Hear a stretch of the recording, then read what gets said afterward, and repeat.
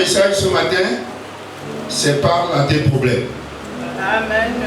Que quelqu'un dise à son voisin, s'il te plaît, à partir de ce matin, parle à tes problèmes. Adresse-toi à tes problèmes. Amen. Vous savez, les problèmes ne sont ni nouveaux ni étranges. La Bible dit même que les afflictions du juste sont nombreuses.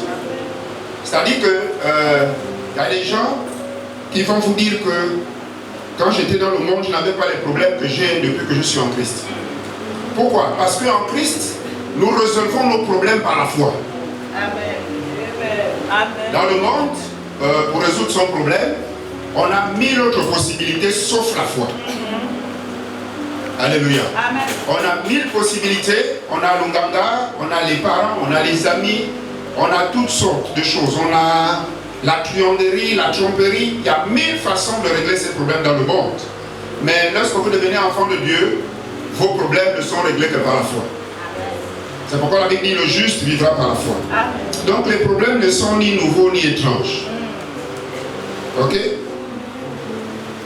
La Bible dit dans le psaume 34, verset 20, il dit le malheur atteint souvent le juste.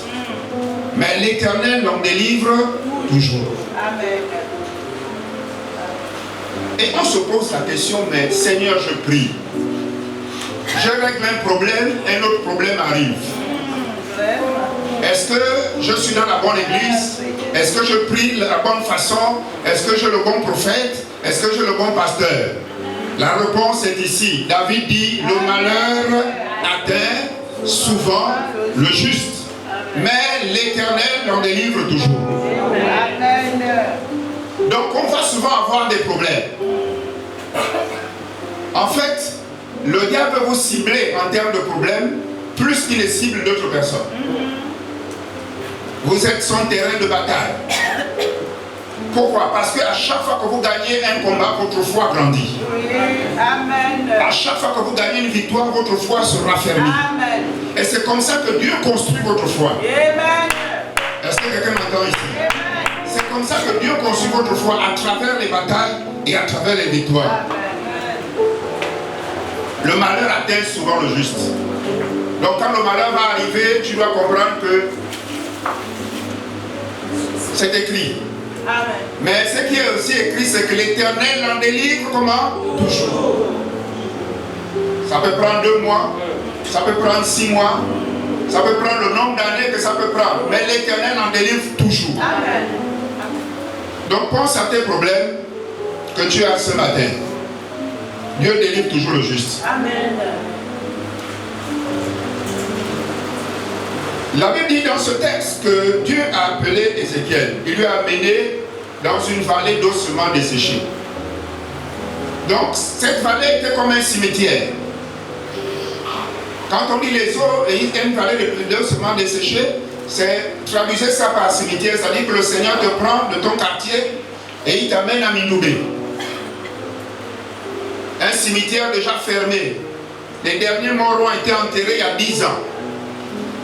Au point où, vous savez, quand un cimetière est vieux, qu'est-ce qu'il arrive? Il arrive que les corps remontent.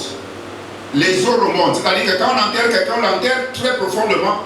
Mais quand le cimetière est vieux, il arrive que vous pouvez retrouver les eaux à la surface. Et c'est ce qu'Ézéchiel a trouvé. Il est arrivé, c'était un cimetière. Les gens qui étaient morts, le cimetière avait été fermé depuis des années. Et Ézéchiel trouve cette situation. Dieu lui dit, je t'emmène là et je vais t'enseigner quelque chose. Ézéchiel arrive. Il est conduit par Dieu à cet endroit.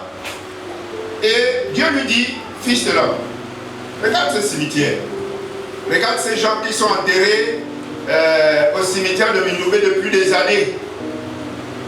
Est-ce que tu penses que ces gens-là peuvent revenir à la vie? Alléluia. Amen. Nous sommes des hommes et nous fonctionnons avec une logique. La logique, c'est que quelqu'un qui est mort depuis, il n'a plus de chair, il n'a plus rien, il ne reste que les os. Normalement, la réponse, c'est non.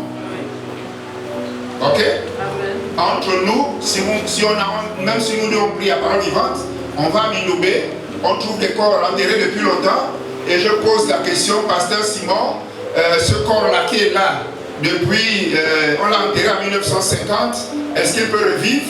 La réponse du Pasteur Simon, normalement, Pasteur, c'est non. Mais ce n'était pas un voisin qui posait la question, c'est Dieu qui posait la question.